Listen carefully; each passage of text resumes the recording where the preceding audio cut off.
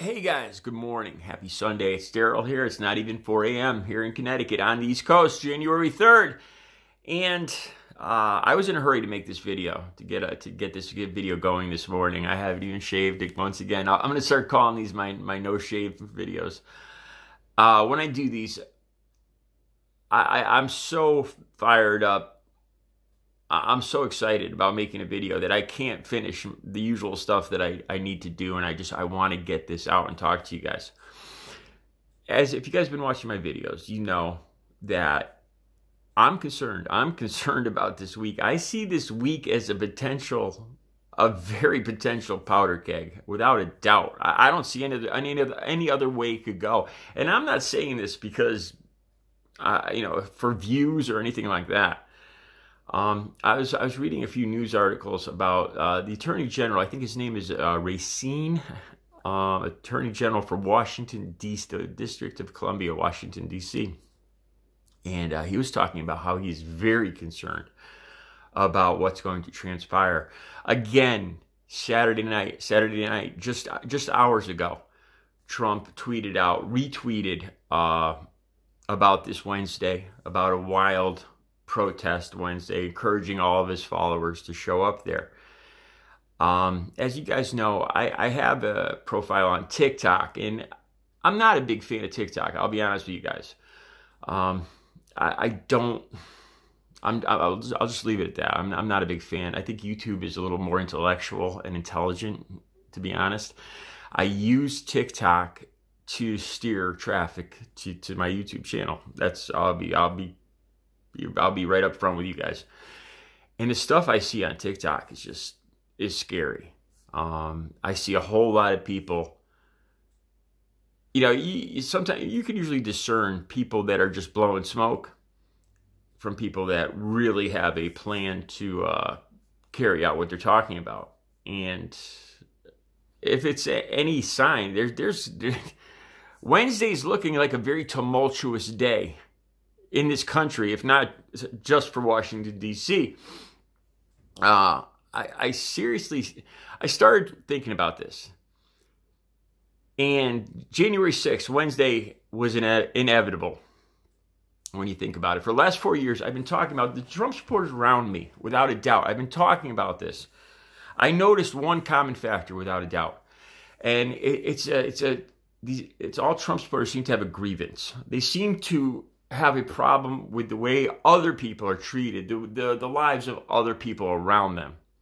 They're concerned with immigrants. They're concerned with other orientations, the way men dress, the way men act, their tax money going to other people. It's all about other people. It's all about judging themselves against other people. It truly, I'm saying this in all sincerity. All the Trump supporters I talk to seem either very angry with the people around them. They feel like they've been screwed over. Poor me, whining. I swear to God, every one of them.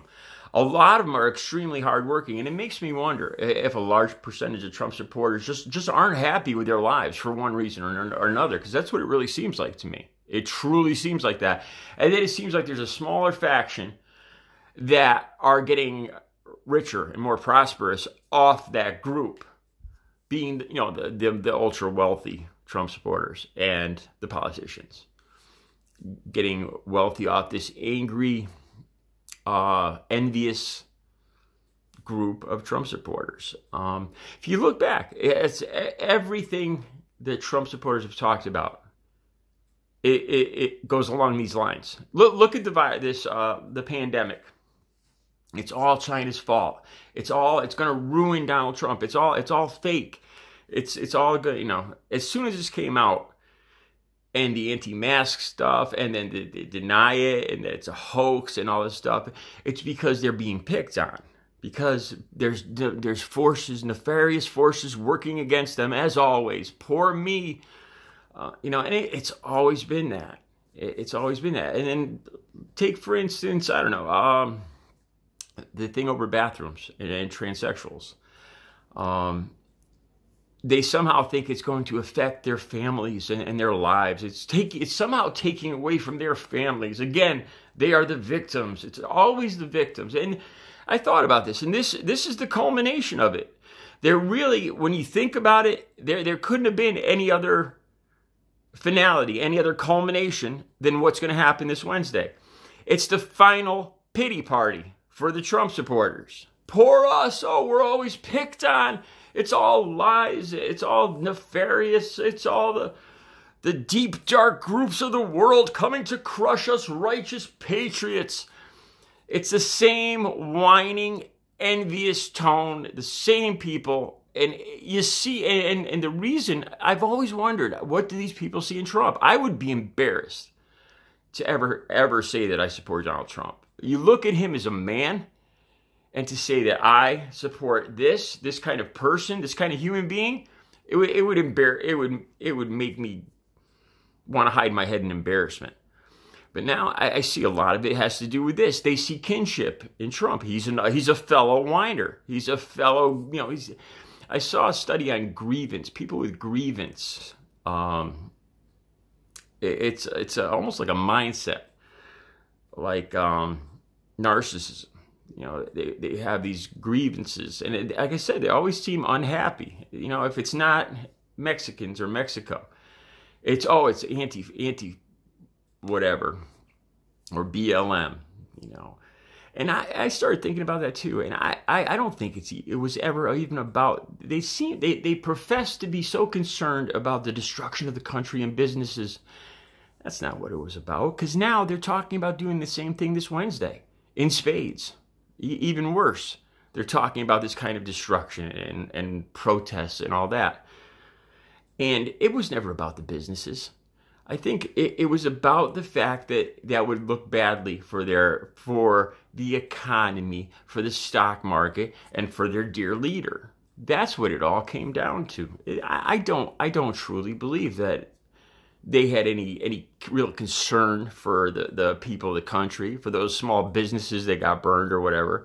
I don't believe that for a second. Because I hear those same Trump supporters complaining how everybody else is getting a better deal than them. And that must be the same small businesses that they're so concerned about. I don't believe it for a second. And there's no other, now that I look at it, this is the ultimate, this had to be the finality of the Trump. Of course, the Trump supporter era is going to go on. But as for the president and his followers right now, this had to be the finality. If you think about it, this group of complaining, envious people, poor me, it's always a grievance, the forces of the world are here to ruin our righteous group of people. And if you look at it, more and more psychologists are agreeing with this theory that this Wednesday is the ultimate culmination of that. They're really, if you think about it, there couldn't have been any other finality, any other finish to this.